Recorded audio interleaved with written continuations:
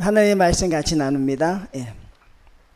요즘 저희가 새벽마다 요한계시록을 살펴보죠. 요한계시록은 사실 어떻게 보면 성경들을 읽을 때 보면 가장 성도들이 조금 어려워하는 부분이죠. 왜 어려워하냐면 거기서 자꾸 무엇인가 우리가 찾으려고 하기 때문에 그렇죠. 여러분, 요한계시록은 간단합니다. 하나님이 성도와 교회를 보호하시겠다는 것이에요. 성도와 교회를 보호하기 위해서 이 땅에 심판도 주시는 것이고 이 땅에 재앙도 주시는 것이에요. 오늘 말씀도 하나님이 어떻게 교회와 성도들을 보호하시는지 우리가 반드시 알아야 합니다. 그런데 하나님이 모든 성도들을 다 보호하실까요? 여러분, 그럼 조금 곤란해지죠. 하나님이 여러분 모든 성도들을 다 보호하시고 다 구원하실까요? 하나님은 그러고 싶으시죠. 그런데 하나님의 법칙에 의해서 또는 성도가 살아가는 삶의 모습 속에서 모두가 다 구원받는 것은 아니라는 것도 우리에게 보여주고 있어요. 모두가 다 구원받는 거 아니었습니까? 계시록을 보면 그렇지 않다고 말합니다. 교회만 나오면 구원받는 거 아닙니까? 주 예수 그리스도를 주로 시인하고 내가 하늘나라를 믿으면 하나님이 구원해 주시는 거 아닙니까? 예, 맞습니다. 맞는데 우리가 보게 되는 요한계시록은 여러분이 살아가는 지금의 상황과는 시대가 다르다는 것을 말하고 있어요. 지금처럼 편하게 믿을 수 있는 때가 아니고 지금처럼 그냥 우리가 하나님의 말씀 앞에 주일날 한 번 교회 나오는 그런 시간들이 아니라는 것입니다. 마지막 때가 되면 이 땅에 엄청난 대재앙이 이르게 되죠. 환난과 지진과 기근이 있게 되죠. 지금 이 나라가 이 세상이 그런데 지금 그때가 아닙니까? 아니라는 것입니다. 7년 대환란이라고 해서 우리가 경험해 보지도 못하고 감히 상상도 못했던 환란이 닥쳐오는 것이죠. 근데 그 환란은 주로 기독교인들을 공격하는 환란인 것입니다. 저는 이 말씀을 보면서 이때가 오기 전에 빨리 죽는 게 낫겠다, 그런 생각도 하게 돼요. 우리 연세가 지긋하신 어르신들은 참 행운을 타고 난 거죠. 잘 믿다가 가면 되는데 우리가 살아가는 앞에 펼쳐지는 세상이 어떻게 될지 아무도 알 수 없다는 것입니다. 여러분, 그럼에도 불구하고 하나님이 우리에게 주시고자 하는 말씀은 하나님은 성도와 교인을 보호하신다는 거예요. 할렐루야. 별로 감흥이 없으세요? 하나님이 여러분과 교회를 보호해 주신다고요. 어디로부터? 악한 사단의 세력으로부터. 말씀을 한번 보겠습니다. 또 내게 지팡이 같은 갈대를 주며 말하기를 일어나서 하나님의 성전과 제단과 그 안에서 경배하는 자들을 측량하라. 측량하라는 것은 무엇입니까? 하나님이 보호하시겠다는 것이. 맞죠, 여러분? 여러분, 측량한다는 것은 무엇입니까? 내 것이라는 거예요. 그렇게 이야기하는 걸 들어본 적이 있습니다. 누군가에게, 저에게 어떤 성도님이 저에게 그걸 물어본 적이 있어요. 목사님, 사이즈가 어떻게 되십니까? 물어보더라고요. 그건 어떤 뜻이에요, 여러분? 저한테 사이즈를 물어본다는 건 어떤 뜻이에요? 모르세요? 어떤 뜻인지? 저한테 뭐 하나 사주겠다는 거 아닙니까? 그럼 제가 자세하게 적어주죠. 요즘에 이건 얼마고 이건 얼마고 딱 이렇게 얘기해 줍니다. 그럼 그분이 가지고 갑니다. 여러분, 왜 제 사이즈를 물어봤어요? 나에게 선물을 주기 위해서 물어본 것이죠. 마찬가지입니다, 여러분.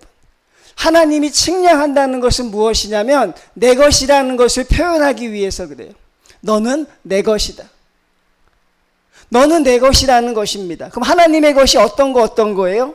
첫 번째, 성전입니다. 교회의 불필요성을 말하는 사람은 요한계시록 앞에서 그들은 무기력할 수밖에 없어요. 하나님은 하나님의 교회를 보호하시겠다고 말합니다. 성전입니다. 그 다음에 제단입니다. 하나님이 거하시는 언약궤 제단. 그리고 세 번째가 무엇입니까? 경배하는 자들입니다. 여기서 사람이 나뉘는 거예요. 경배하는 자들, 하나님의 지성소 안에서 예배 드리는 자들은 보호하심을 받습니다. 그런데 2절 한번 볼까요? 성전 바깥 마당은 측량하지 말라. 여러분, 측량하지 말라는 것은 무엇입니까? 내 것이 아니라는 것입니다. 하나님의 모든 성도들 중에서 성전의 안에 있는 성도들만 하나님이 구원하시겠다는 것이죠. 성전 밖에 있는 사람들은 하나님이 구원하시지 못한다는 것이에요. 주일날 하나님의 교회에 주일 성수하지 않고 자기 뜻대로 살아가는 사람은 성도라고 하더라도 하나님이 지키실 수 없어요.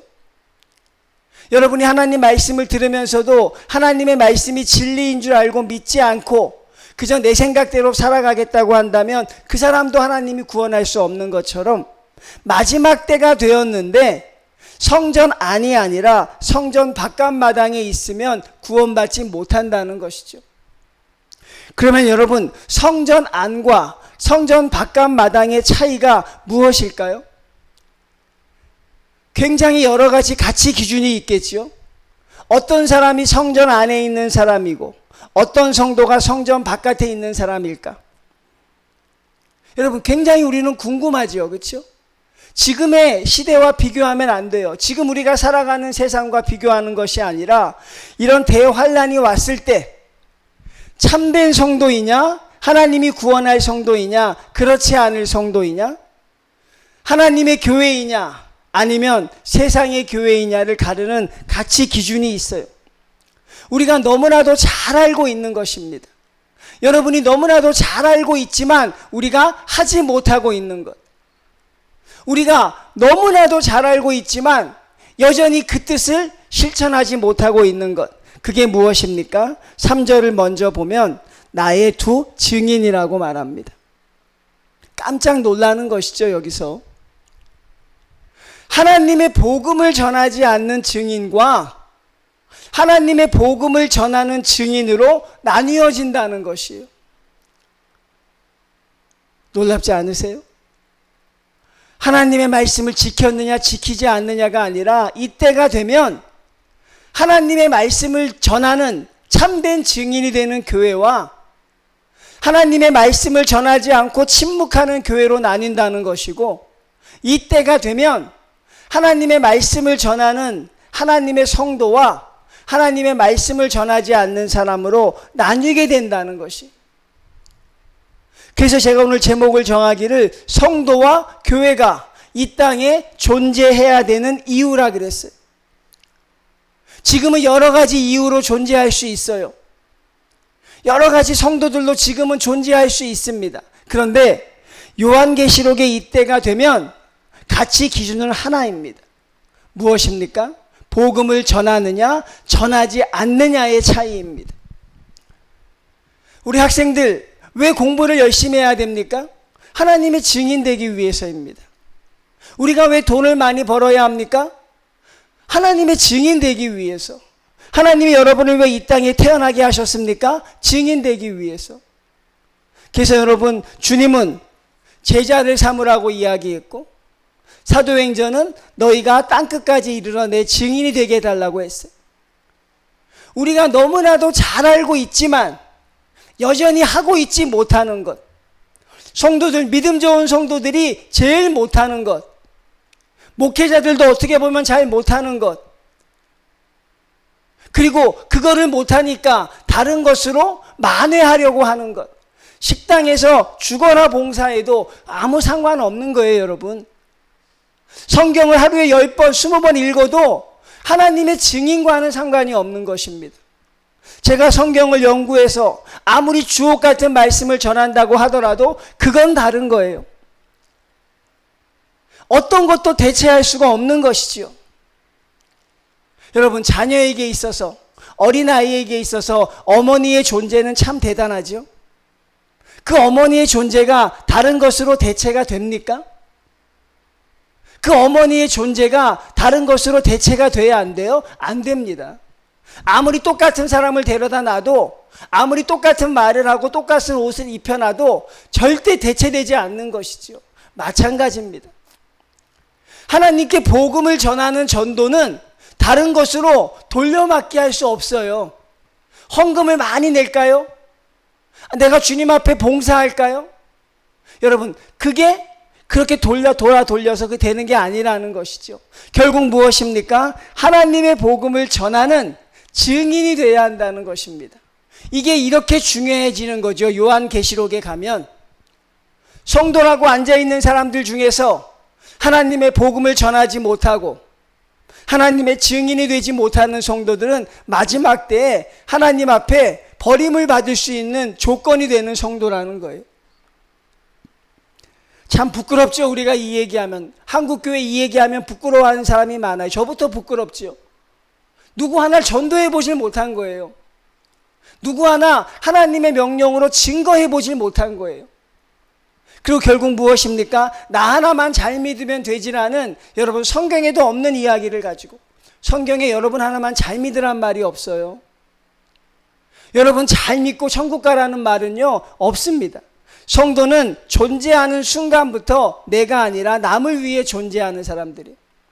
근데 못합니다, 우리는. 그리고 그 못하는 것이 나의 삶과 죽음과는 관계가 없다고 생각하죠. 그런데 이 요한계시록을 보면 명확하게 말하고 있어요. 마지막 때에 대환란이 있을 것이다. 그때 하나님이 성전과 성도들을 보호해 주실 것이다. 어떤 성전이요? 어떤 교회를 보호하십니까? 교회 간판만 달면 다 보호하십니까? 아닙니다, 여러분. 하나님의 복음을 증거하는 교회, 어떤 성도를 보호하십니까? 하나님의 말씀에 전파하여 내가 증인되는 사람을 보호하는 것이지, 성도와 크리스찬의 이름을 달았다고 보호하는 게 아니라는 것입니다. 우리가 요한계시록을 보면 그렇죠. 적그리스도가 나와요. 적그리스도가 뭔 줄 아십니까? 예수님과 똑같이 생겼어요. 예수님과 똑같은 기적을 행합니다. 여러분, 우리가 기적을 보면 마음이 흔들려요? 흔들리지 않아요? 흔들려요. 제가 교육전사 처음 할 때 치유에 능한 교회들 성도들이 엄청나게 가더라고요. 그 교회 가면 병 나아 그러면 엄청나게 가는 걸 본 적이 있어요. 아, 설교 잘하는 것보다 병 한번 고치는 게 낫겠다. 왜? 우리는 그런 기적에 약하니까. 그런데 적그리스도가 나타나서 죽은 자도 살린다고 하면 성도들이 거기에 넘어가는 거예요. 성도들이 거기에 현혹되는 거예요. 아, 저게 정말 하나님의 그리스도구나. 내가 믿는 하나님은 성경 안에서는 위대한 하나님이 맞는데, 내가 믿는 하나님은 성경 안에서는, 말씀 안에서는 대단한 하나님이 맞는데 내 삶에서의 하나님은 조금 무기력하신 것 같다. 내 자녀와 함께하는 하나님은 조금 무능하신 것 같다. 성도들이 은연중에 그렇게 생각하는 사람들이 많아요. 아멘 하지만 하나님의 능력이 내 삶에 임할 것이라고 우리가 직접적인 믿음을 갖기가 어렵습니다. 맞죠? 그래서 여러분의 아멘이 힘이 없는 거예요. 아멘 크게 해서 여러분 복된다고 한다면 입이 터져라고 하겠죠. 근데 그건 맞지만 하나님, 그게 내 삶에 과연 적용이 될까요? 우리 교회에 적용이 될까요? 우리는 신앙의 경험을 통해서 그게 그렇지 않다는 걸 이미 알고 있었기 때문에 거기에 우리는 간절하지 못한 거예요. 사랑하는 성도님들, 마지막 때가 되면 하나님의 복음을 증거하는 증인들만 남는 것이에요.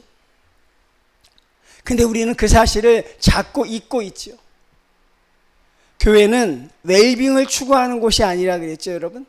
잘못된 것입니다. 어느 목사님이 부흥회를 한번 갔는데 사람들이 엄청나게 모여 있더래요. 아, 어떤 말씀을 전할까?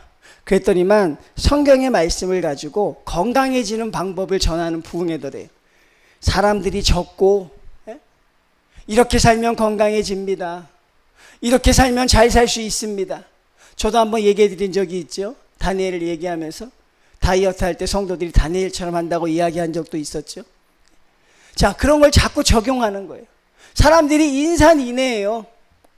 어떻게 하면 잘 살 수 있을까?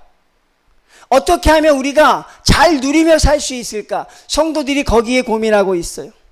근데 만약에 웰빙이 아니라 어떻게 하면 잘 죽을까를 전한다면 성도들이 뭐일까요? 어떻게 하면 내가 잘 죽을 수 있을까?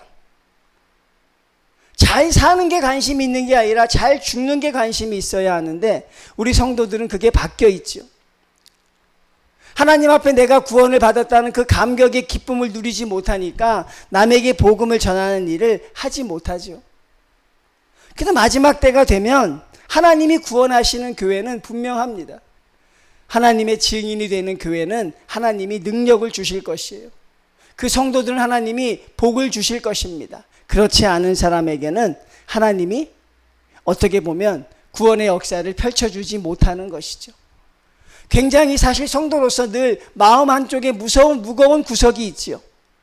아, 나도 한 영혼 구원해보는 기쁨을 누려야 하는데, 나도 하나님의 증인이 되어야 하는데, 예수님이 하늘나라에 올라가시면서 여러분 여러 가지를 부탁했어요. 주님이 하늘나라 올라가시면서 아직까지 안 내려오고 계시긴 하시지만 여러분 올라가시면서 주님이 여러 가지 부탁했습니까? 아니, 하나만 부탁했어요. 너희가 나의 제자가 되어달라. 주님이 간절한 명령인데 우리는 그 주님의 명령을 듣지 못하고 자꾸 다른 것만 생각하는 것이죠. 주님이 올라가시면서 이 땅에서 여러분들에게 잘 살고 잘 누리라고 한 적이 있습니까? 우리 믿음의 역사의 위인 중에서 잘 살고 잘 누린 사람이 있었을까요? 다니엘은 잘 살지 않았습니까? 요셉은 대단하지 않았어요? 그건 하나님이 주신 보너스라 그랬죠.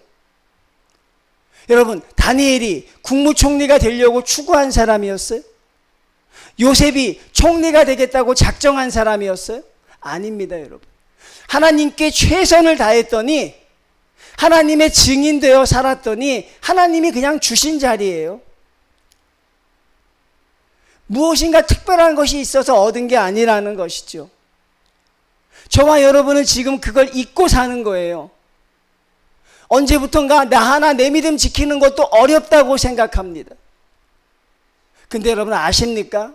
여러분의 기도는 여러분 입으로 여러분이 기도하는 것보다 여러분이 다른 성도를 위해 기도할 때 여러분의 기도가 응답된다는 것을, 하나님이 더 기뻐하신다는 것을, 증인되는 삶이 어렵지요. 자, 내가 3절 봅니다. 내가 나의 두 증인에게 권세를 주리니 그들이 굵은 베옷을 입고, 굵은 베옷을 입는 게 무엇입니까?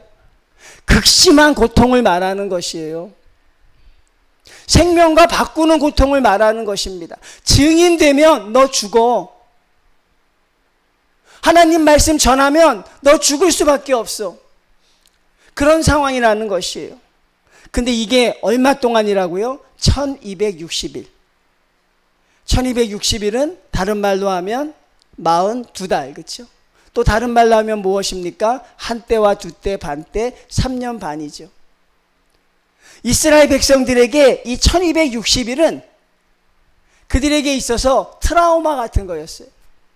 우리 한국이 일본에게 식민지를 당한 기간, 이제 그게 점점 약해지지만 제가 어릴 때만 해도 굉장히 그게 컸잖아요. 1260일이 무엇입니까? 제가 한번 다니엘 때 설명해 드린 적이 있죠. 알렉산더가 죽고 헬라 왕조가 생겨나죠. 헬라 왕조가 네 갈래로 나라가 나뉘어요. 그 중에 이 시리아 쪽에 아주 세력이 흥왕한 왕이 있었는데 그 왕이 안티오쿠스 4세입니다. 그리고 그는 자기의 이름을 안티오쿠스 에니파네스라고 지어버려요. 에피파네스라고. 에피파네스는 여러분 그 사람 이름이 아니에요. 무엇입니까? 내가 신이다라는 걸 붙인 거예요. 그가 예루살렘 성을 점령하죠. 어떻게 합니까? 하나님이 계신 언약궤를 치워버립니다. 그리고 거기다가 제우스 상을 세워요. 그리고 거기다가 돼지고기를 걸어 놓습니다. 그리고 어떻게 합니까? 할례를 못하게 하고 안식일을 못 지키게 해요. 이스라엘 백성들에게 그런 기간이 몇 년이었냐면 1260일이었던 거죠. 그래서 이스라엘 백성에게 1260일은 엄청난 큰 고통을 의미할 때 쓰여졌어요. 내가 하나님의 증인이 되면 그렇게 될 것이라. 근데 여러분 3절을 잘 보면 권세를 주시겠다고 말합니다. 여러분에게 권세를 주는 게 아니라 하나님의 증인이 되는 사람에게 권세를 주겠다는 거예요. 우리 교회에게 권세를 모든 교회에게 권세를 주겠다는 게 아니라 하나님의 증인이 되는 교회에게. 교회의 존재 이유가 바로 그것이라는 것입니다, 여러분. 하나님의 복음을 증언하기 위해 교회는 존재하는 것이고 성도는 존재하는 것이고, 하나님은 그런 성도는 말세가 되더라도 지켜주겠다는 것이에요. 말세가 되더라도 보호해 주시겠다는 것이에요. 4절입니다. 그들은 이 땅에 주 앞에 서 있는 두 감람나무와 두 촛대니. 여러 가지 해석이 있지만 이것도 여러분 교회와 성도로 해석하시면 돼요. 예전에 한국에 이단들이 많이 생겨날 때 그 이단들이 다 자기를 뭐라 그랬어요? 감람나무라고 많이 그랬어요. 감람나무가 좀 있어 보이나 봐요. 그렇죠? 근데 촛대라고 한 사람은 없었대요. 다 내가 감람나무라고. 그만큼 여러분 이게 의미하는 바가 큰 거죠. 5절입니다. 만일, 하나님의 약속입니다. 누구든지 그들을 해하고자 하면, 세상에 어떤 악한 영도 그들을 해하고, 그들이 누굽니까? 하나님의 복음을 증언하는 교회와 성도. 그들을 해하고자 하면 그들의 입에서 불이 나와서 그들의 원수를 삼켜버릴 것. 하나님이 가만두지 않겠다는 거예요. 누가 내 새끼를 건드려? 누가 내 교회를 건드려? 하나님이 가만두지 않겠다는 것이죠. 누구든지 그들을 해하고자 하면 반드시 그와 같이 죽임을 당하리라. 하나님의 약속입니다. 6절입니다. 그들이 그 권능을 가지고 하늘을 닫아 예언을 한다. 어떤 사람들이 권능을 갖습니까? 하나님의 복음을 증언하는 사람에게 하나님이 권세를 주시겠다고 하십니다. 어떤 권세를 주십니까? 비가 오지 못하게 하고 엘리야의 능력입니다. 물을 피로 변하게 하고 모세의 능력입니다. 다 주겠다는 것입니다. 여러분에게 다 허락해 주시겠다는 거예요. 하나님의 증인이 되기만 하면. 근데 우리가 가장 중요한 건 그거를 못하고 있다는 것이죠. 우리의 가장 안타까운 게 바로 그거를 못하고 있다는 것이죠. 전도를 은사라고 하는 사람이 있더라고요. 여러분 성경을 잘 모르는 사람입니다. 전도는 은사가 아닙니다. 전도는 성도가 살아가야 하는 삶의 이유입니다. 우리는 그동안 너무나도 잘못 행하고 있었던 것이죠. 여러분이 이 말씀을 들은 후에도 하나도 안 바뀔 수 있습니다. 하나도 변하지 않을 수 있어요. 나는 전하는 은사는 없어. 내가 어떻게 누구를 전하겠어? 그렇게 생각할 수 있지만 여러분 요한계시록을 보면 우리가 그렇게 살면 또 우리의 삶의 모습이 성도로서 온전하지 못하게 된다는 것이죠. 하나님이 이렇게 기뻐하시는 성도가 누구입니까? 하나님의 증인이 되는 성도예요. 내가 너를 지켜줄 것이다. 내가 너에게 모세와 엘리야의 능력도 줄 것이다. 세상이 너를 이기지 못하게 하실 것이라. 누구에게? 하나님의 증인이 되는 성도에게. 목사가 아닙니다. 중직자가 아닙니다. 절대로 대체될 수 없는 것입니다. 우리 청년들이 오늘 찬양했지요. 참 감사하고 좋은 일이에요. 그렇죠? 근데 그것과는 상관이 없는 거예요. 하나님의 증인이 돼야 하는 것이죠. 7절입니다. 그들이 그 증언을 마칠 때에 무적행으로부터 올라오는 짐승이 그들과 더불어 전쟁을 일으켜 그들을 이기고 그들을 죽일 터인즉. 굉장히 충격적인 내용이 나와요. 여러분 그렇게 살면 하나님이 지켜주신다고 했는데 근데 무엇입니까? 결국 이 증인들이 죽습니다. 누구에게? 악한 사단에게. 이건 뭘 의미하는 것이에요? 악한 사단이 승리함을 말합니까? 1260일 동안은 악한 사단이 승리할 수 있죠. 근데 이건 무엇입니까? 말세의 때가 되면 성도들이 순교의 각오로 살아야 한다는 것이죠. 믿습니까? 믿어지세요, 여러분? 말세를 살아갈 때 승리하는 성도는 순교의 각오로 살아야 한다는 것이죠. 세례 요한이 감옥에 갇혔습니다. 그리고 헤롯과 대항하다가 그는 죽을 위기에 처하죠. 근데 세례 요한도 사람이니까 살고 싶잖아요. 그래서 제자를 통해서 예수님에게 보냈습니다. 예수님, 내가 감옥에 갇혀 있는데 왜 능력을 행해 주지 않습니까? 나를 왜 여기서 빼내 주시지 않습니까? 그때 예수님의 대답이 뭐였어요, 여러분? 빼주겠다는 거였어요? 여러분, 예수님의 대답이 뭐였죠? 너 거기서 죽어라였어요. 할렐루야. 믿습니까? 세례 요한에게 주님이 너 거기서 그냥 죽어. 여러분, 성도의 삶이 그렇다는 것이죠. 순교라고 하면 대단한 것 같지만 요한계시록 시대에 가면 우리는 순교의 각오로 살아가요. 그래서 제가 여러분들께 권면 드리는 게 그 전에 빨리 죽는 게 좋다고 말하는 거죠. 지금이 평안한 시대라는 것이죠. 많은 사람들이 적그리스도를 찬양합니다. 적그리스도를 칭찬합니다. 예? 얼마나 여러분 그들이 큰 능력을 바라는지 몰라요. 성도들을 끊임없이 유혹하고 넘어뜨리려고 합니다. 8절입니다. 그들의 시체가 큰 성길에 있으리니 그 성은 영적으로 하면 소돔이라고도 하고 애굽이라고도 하니 곧 그들이 주께서 십자가에 못 박히신 곳이라. 악한 사단이 성도를 유혹하는 것은 소돔과 애굽의 방법입니다. 성도들을 무너뜨리는 건 소돔과 애굽입니다. 소돔은 무엇이었습니까? 쾌락. 아주 극한의 쾌락.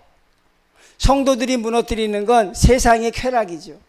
또 애굽은 무엇이었습니까? 극심한 고통. 거기서 이겨낼 수 있는 사람이 그렇게 많지 않다는 것이죠.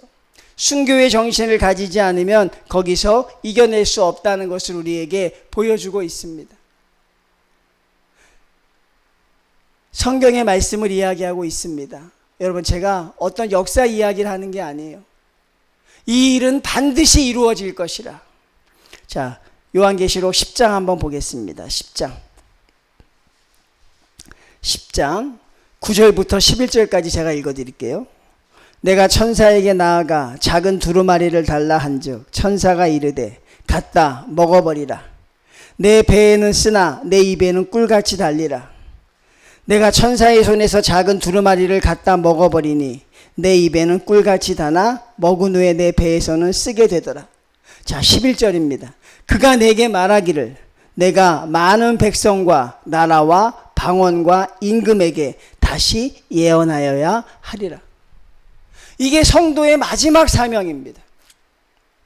우리의 모든 이유는 여기에 집중되어 있는 것입니다.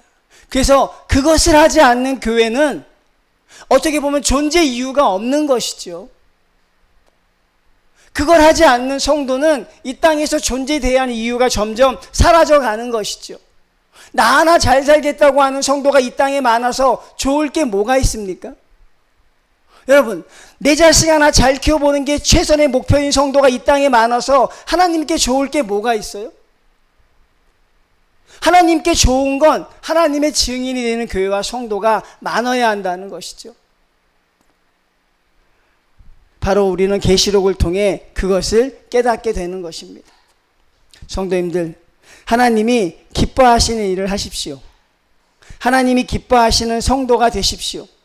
은사나 달란트가 아닙니다, 여러분. 그거는 하나님이 보호하심을 받기 위해 살아가는 성도이죠. 제가 어릴 때 참 그런 이야기 많이 했어요. 하늘나라 올라가면 어떤 사람은 금멸류관을 쓰고 어떤 사람은 은멸류관을 쓰고, 제가 어릴 때 다니던 교회는 또 어떤 사람은 개털 모자를 쓰고 있다고 했어요. 지금도 기억이 나. 어떤 사람은 금멸류관을 쓰고 의시되며 다니고, 어떤 사람은 어깨에 힘주고 다니는데 하늘나라는 같지만 개털 모자를 쓰고 다니는 사람이 있다 그러죠. 물어봤다는 거죠. 당신은 왜 개털 모자를 쓰고 있습니까?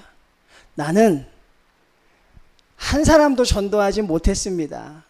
나 하나만 믿어서 겨우겨우 하늘나라 턱걸이에 합격해서 그렇습니다. 여러분, 하나님이 우리에게 주시는 목표는 분명한 것입니다.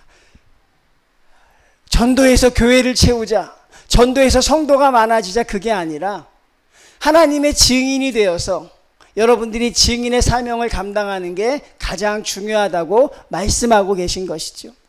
그거 안 하면 성도 아니라고 하는 것입니다. 그거 안 하면 교회 아니라고 하는 것입니다. 하나님이 베풀어 주신 자리만 차지하는 교인이 아니라 하나님의 성도로서 여러분, 하나님이 쓰시는 성도들이 되셨으면 좋겠습니다. 여러분은 이 땅에 존재해야 될 이유가 있으십니까?